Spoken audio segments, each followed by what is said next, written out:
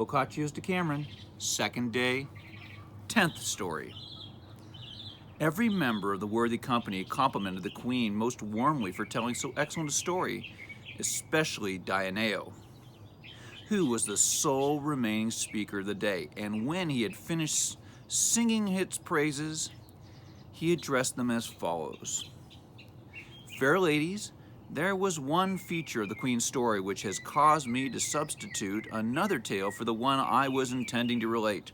I refer to the stupidity of Bernabo, and of all other men who were given to thinking, as he apparently was, that while they were getting about in various parts of the world with one woman after another, the wives they left behind are simply twiddling their thumbs.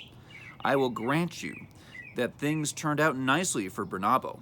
But we, who spend our lives in the company of women from the cradle upwards, know perfectly well what they enjoy doing most. And in telling you this story, I shall demonstrate the foolishness of such people as Bernabo, and at the same time, I shall show that the even greater foolishness of those who, overestimating their natural powers, resort to specious reasoning to persuade themselves that they can do the impossible, and who attempt to mold other people in their own image, thus flying in the face of nature. There once lived in Pisa a very wealthy judge called Messer Ricciardo di Chinzica, who had rather more brain than brawn, and who, thinking perhaps he could satisfy a wife with those same talents that he brought to his studies, went to a great deal of trouble to find himself a wife who was both young and beautiful. Whereas, had he been capable of giving himself such good advice as he gave to others, he should have avoided marrying anyone with either of these attributes in question. He succeeded in his quest, however, for Messer Lotto Gulandi agreed to let him marry a daughter of his called Bartolomea, who was one of the prettiest and most charming young ladies in Pisa, a city where most of the women look as ugly as sin. The judge brought her home with an air of great festivity, and although the wedding was celebrated in truly magnificent style, on the first night he only managed to come at her once in order to consummate the marriage, and even then he very nearly fell out of the game before it was over.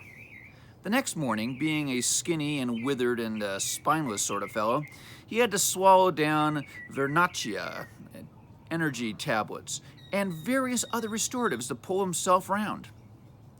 Now, this judge fellow, having thus obtained a better notion of his power, began to teach her a calendar which school children are apt to consult, of the sort that once was used in Ravenna. For he made it clear to her that there was not a single day that was not the feast of one or more saints, out of respect for whom, as he would demonstrate by devious arguments, man and woman should abstain from sexual union.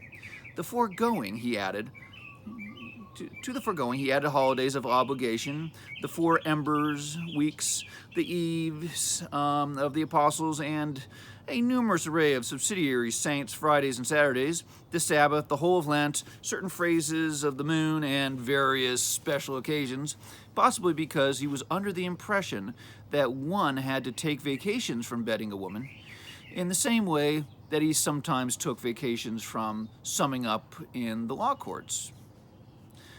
For a long time, much to the chagrin of the lady, whose turn came round once a month at most, he abided by this regime, always keeping a close watch on her lest anyone else should teach her as good a knowledge of the working days as he had taught her in the holidays.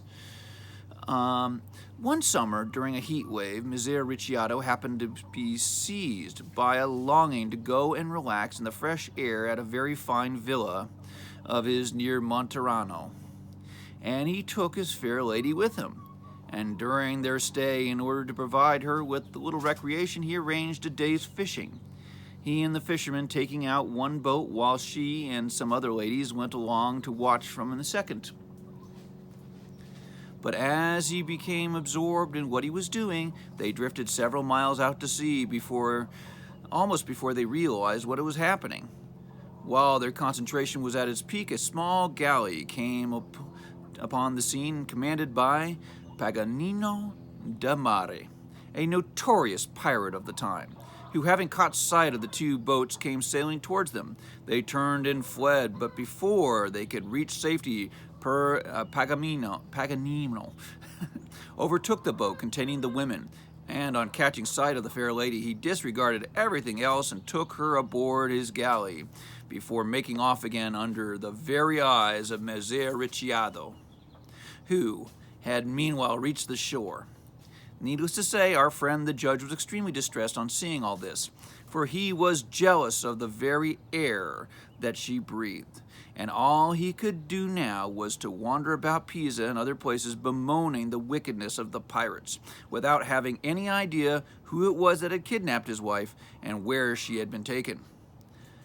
Paganino reckoned himself very fortunate when he saw how beautiful she was, and since he was unmarried, he made up his mind to keep her. But she was weeping bitterly, and so he poured out a stream of endearments in an attempt to console her. And when night descended, having come to the conclusion that he had been wasting his time all day with words, he turned to comforting her with deeds. For he was not the sort of man to pay any heed to calendars, and he had long since forgotten about feasts and holy days. So effective were the consolations he provided that, before they had reached Monaco, the judge and his laws had faded from the lady's memory, and life with Paganino was a positive joy. And after he had brought her to Monaco, in addition to consoling her continuously night and day, Paganino treated her with all the respect due to a wife. When some time afterwards information reached Messer Ricciardo of his lady's whereabouts, he was passionately resolved to go and fetch her in person, being convinced that he alone could handle the affair with the necessary tact. He was quite prepared to pay whatever ransom was demanded, and took ship for Monaco, where he caught sight of her soon after his arrival. But she had seen him too, and that same evening she warned Paganino and informed him of her husband's intentions. Next morning, Messer Ricciardo saw Paganino and engaged him in conversation, losing no time in getting on friendly and familiar terms with him, while Paganino pretended not to know who he was, waited to see what he was proposing to do. At the earliest opportunity, Messer Ricciardo disclosed the purpose of his visit as concisely and politely as he could, and then asked Paganino to hand over the lady, naming whatever sum he required by way of a ransom. "Welcome to Monaco, sir," replied Paganino, smiling broadly. "And as to your request, I will answer you briefly as follows. It is true that I have a young lady in my house, but I couldn't say whether she is your wife or some other man's wife, for I do not know, and all I know about the lady is that she has been living with me for some time. I have taken a liking to you, however, and since you appear to be honest, I will take you to see her, and if you are indeed her husband, as you claim to be, she will no doubt recognize you. If she confirms your story and wants to go with you, you are such an amiable sort of fellow that I am content to leave the amount of the ransom to be your own good judgment. But if your story isn't true, it would be dishonest of you to try and deprive me of her, for I am a young man and no less entitled than anyone else to keep a woman, especially this one, for she is the nicest I ever saw." "Of course she is my wife," said Messer Ricciardo. "You will soon be convinced when you take me to see her, for she will fling her arms around my neck immediately. I could ask for nothing better than the arrangement you suggest." "In that case," said Paganino, "let us proceed." And so off they went to Paganino's house, where they entered a large room, and Paganino sent for the lady, who came in from another room, composed in appearance and neatly dressed, and walked over to where the two men were standing. But she took no notice of Messer Ricciardo, no more notice than if he were some total stranger coming into the house as Paganino's guest. On seeing this, the judge was greatly astonished, for he had been expecting her to greet him with a display of frenzied rejoicing. "Perhaps," he thought, "the melancholy and prolonged suffering to which I have been subjected ever since I lost her have wrought such a change in my appearance that she no longer knows who I am." He therefore addressed her as follows: "Madam, It was a costly idea of mine to take you fishing with me, but nobody ever experienced so much sorrow as I have endured from the day I lost you. And now it appears, from the coldness of your greeting, that you do not even recognize me. Don't you see that I am your Messer Ricciardo? Don't you understand that I came to Monaco fully prepared to offer this gentleman whatever ransom he required so that I could have you back again and take you away from this house? And are you perhaps unaware that he has been good enough to tell me that he'll hand you over for whatever sum I choose to pay? The lady turned towards him with the faintest suggestion of a smile on her lips. "Are you addressing me, sir?" she asked. "You must surely be mistaking me for someone else, for as far as I can recall, I have never seen you before in my life." "Oh, come now," said Messer Ricciardo. "Take a good look at me, and if you choose to remember properly, you will see that I am your husband, Ricciardo di Chinzica." "You will forgive me for saying so, sir," said the lady, "but it is not so proper as you imagine for me to stare at you, and in any case, I have already looked at you sufficiently to know that I have never seen you before." Messer Ricciardo supposed her to be doing this because she was afraid of Paganino, in whose presence she was already, or she was perhaps reluctant to admit that she recognized him. And so, after a while, he asked Paganino if he would kindly allow him to speak with her alone in her room. Paganino agreed on condition that he made no attempt to kiss her against her will, and he told the lady to go with Messer Ricciardo into her room, listen to what he had to say, and reply as freely as she pleased. Thus the lady and Messer Ricciardo went into her room, closed the door behind them, and sat down. "Oh, my dearest," said Messer Ricciardo, "my dearest, sweet darling, my treasure, how do you not remember your Ricciardo, who loves you more than life itself? No, how is this possible? Can I have changed so much? Oh, my pretty one, do take another look at me." The lady, who had begun to laugh, interrupted his babbling, saying, "You are well aware that I possess a sufficiently good memory to know that you are my husband, Messer Ricciardo di Chinzica, but you showed very little sign of knowing me when I was living with you, because if either then or now you were as wise as you wish to pretend, you should certainly have had the gumption to realize that a fresh and vigorous young woman like myself needs something more than food and clothes, even if modesty forbids her to say so, and you know how little of that you provided. If you were more interested in studying the law than in keeping a wife, you should never have married in the first place. Not that you ever seemed to me to be a judge. On the contrary, you had such an expert knowledge of feasts and festivals, to say nothing of fasts and vigils, that I thought you must be a town crier. And I can tell you this, that if you have given as many holidays to the workers of your estates as you gave to the ones whose job it was to tend my little field, you would never have harvested a single ear of corn. But by the merciful will of God, who took pity on my youth, I chanced upon a man with whom I shared this room, where holy days, the ones you used to celebrate so religiously, being more devoted to pious works than to the service of the ladies, have never been heard of. And not only has that door remained firmly shut against Sabbaths, Fridays, vigils, Ember Days, and Lent, which is such a long drawn-out affair, but work goes on all the time here, day and night, so that the place is a positive hive of activity. Why, this very morning the bell for matins had barely stopped ringing before he was up and about, and I can begin to tell you how busy we were. Hence I intend to remain with him and work while I am still young, and save up all those fasts and holy days so that I can turn to them along with pilgrimages when I'm an old woman. As for you, be so good as to clear off, and as soon as you can, and have as many holidays as you like, but not with me."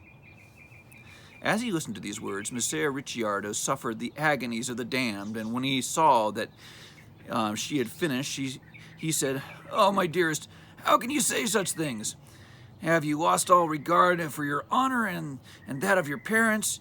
Do you mean to say that you prefer to stay here living in mortal sin as this man's strumpet rather than to live in Pisa as my wife. When this fellow grows tired of you, he will turn you out and make you an object of ridicule. Whereas I will always cherish you, and you will always be the mistress of my house, whatever happens. Do you mean to cast aside your honor and forsake one who loves you more than life itself, simply because of this immoderate and unseemly appetite of yours? Oh, my treasure, don't say these things anymore. Come away with me. Now that I know what you want, I'll make a special effort in the future. Do change your mind, my precious, and come back to me. For my life has been sheer misery ever since the day you were taken away from me. As to my honor, the lady replied, I mean to defend what remains of it as jealously as anyone. I only wish my parents had displayed an equal regard for it when they handed me over to you. But since they were so unconcerned about my honor then, I do not intend to worry about their honor now. And if I am living in mortar sin, pun, it can be the pestle sin too, for all I care. So stop making such a song and dance about it, and let me tell you this, that I feel as though I am Paganino's wife here. It wasn't Pisa that I felt like a strumpet, considering all the rigmarole about the moon's phases and all those geometrical calculations that were needed before we could bring the planets into conjunction, whereas here Paganino holds me in his arms the whole night long and squeezes me and bites me, and as God is my witness, he never leaves me alone. You say you will make an effort, but how? By doing things in 3 easy stages and springing to attention with a blow from a cudgel? I've noticed, of course, that what a fine, strong fellow you've become since I saw you last. Be off with you and put your efforts into staying alive, for it seems to me that you won't survive much longer. You have such a sickly and emaciated look about you. Oh, and another thing, even if Paganino leaves me, and he seems to have no such intentions, provided I want to stay, I would never come back to you in any case, because if you were to be squeezed from head to toe, there wouldn't be a thimbleful of sauce to show for it. Life with you was all loss and no gain, as far as I was concerned, so if there were to be a next time, I would be trying my luck elsewhere. Once and for all, then, I repeat that I intend to stay here, where there are no holy days and no vigils, and if you don't clear off quickly, I shall scream for help and claim you are trying to molest me. On seeing that the situation was hopeless and realizing for the first time how foolish he had been to take a young wife when he was so impotent, Messer Ricciardo walked out of the room, feeling all sad and forlorn, and although he had a long talk with Paganino, it made no difference whatever. And so finally, having achieved precisely nothing, he left the lady there and returned to Pisa, where his grief threw him into such a state of lunacy that whenever people met him in the street and put any question to him, the only answer they got was, "There's never any rest for the bar." Shortly after he died, and when the news had reached Paganino, knowing how deeply the lady loved him, he made her his legitimate wife, and without paying any heed to holy days or vigils, or observing Lent, and they worked their fingers to the bone and thoroughly enjoyed themselves. So it seems to me, dear ladies, that our friend Bernabo, by taking the course he pursued with Ambrogliolo, was riding on the edge of a precipice. And that ends the 10th story. Now, I know what you're thinking. Dionea was supposed to be the most raunchy of all the people, and this was not the most raunchy plot. But as you notice, there's a lot of innuendo and sexual innuendos, double entendres, and puns, and there's so much more that just doesn't translate well in English. And that's what really kind of makes it a distinctly Dioneo story. But anyway, I hope you enjoyed it. Bye-bye.